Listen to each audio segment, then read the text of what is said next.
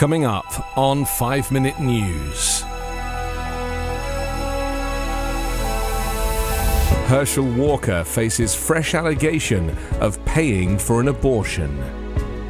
Islamic State claims attack on Iranian shrine. And UN says world emissions pledge will cause catastrophic climate breakdown. It's Thursday, October 27. I'm Anthony Davis.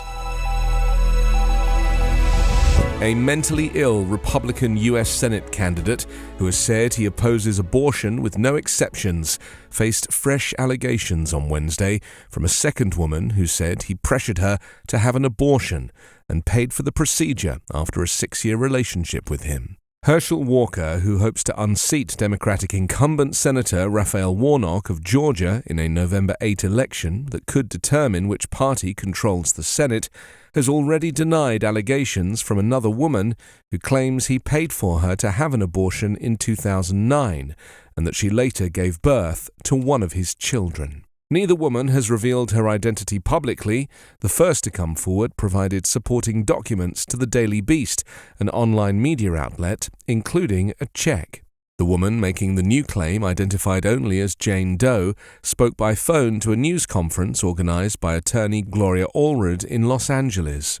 Allred said the woman had years of documents, including receipts and greetings cards, documenting her romantic relationship with Walker from the late 1980s through the 1990s.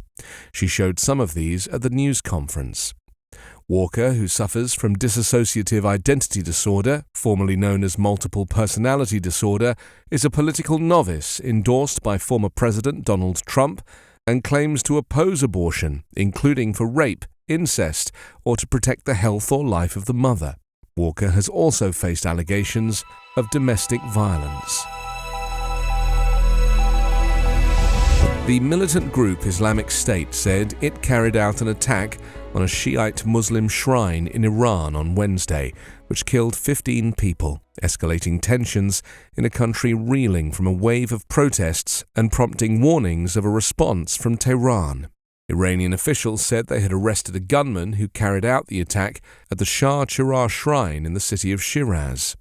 State media blamed Takfiri terrorists, a label Tehran uses for hardline Sunni Muslim militants like Islamic State.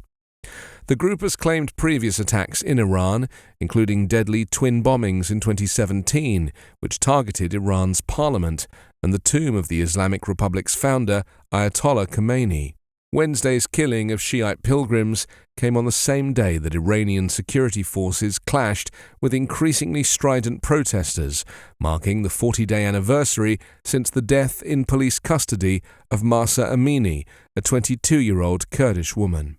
The attack in Shiraz took place at the end of a day of confrontations across the country between security forces and protesters, with video footage showing some of the most violent clashes in more than a month of unrest following Amini's death.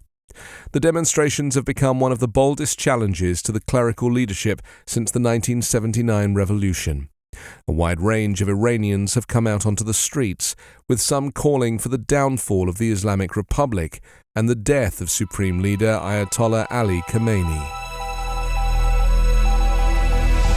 Pledges to cut greenhouse gas emissions will lead to global heating of 2.5 degrees centigrade, a level that would condemn the world to catastrophic climate breakdown, according to the United Nations. Only a handful of countries have strengthened their commitments substantially in the last year, despite having promised to do so at the COP26 UN Climate Summit in Glasgow last November. Much deeper cuts are needed to limit temperature rises to 1.5 degrees centigrade above pre-industrial levels, which would avoid the worst of the ravages of extreme weather. The plans for emissions cuts countries submitted in Glasgow were inadequate to meet the 1.5 centigrade goal, so they agreed a ratchet mechanism to toughen their targets year on year. However, few governments have updated their plans on emissions in line with 1.5 centigrade. The UN calculated on Wednesday that the plans submitted by governments would lead to a temperature rise of between 2.1 centigrade and 2.9, with the best estimate around 2.5. This represents a marginal improvement on the 2.7 centigrade temperature rise that would have followed from the commitments made at Glasgow. Australia made a significant improvement to its national plan, but only 24 countries have submitted new national plans, known as Nationally Determined Contributions or NDCs, since COP26. Many of those countries, including the UK and Egypt, host of the COP27 summit that starts in just over a week, submitted new NDCs that were not substantially stronger than their previous plans. The NDC synthesis report showed that current NDCs would lead to an increase in emissions of about 10.6% by 2030, compared with 2010 levels.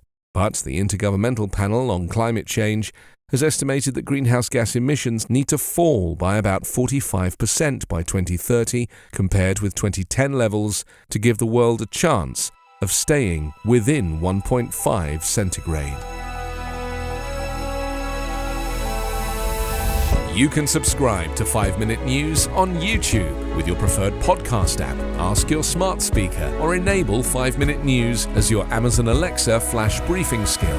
Subscribe, rate and review online at 5minute.news. 5 Minute News is an Evergreen podcast covering politics, inequality, health and climate, delivering independent, unbiased and essential world news daily.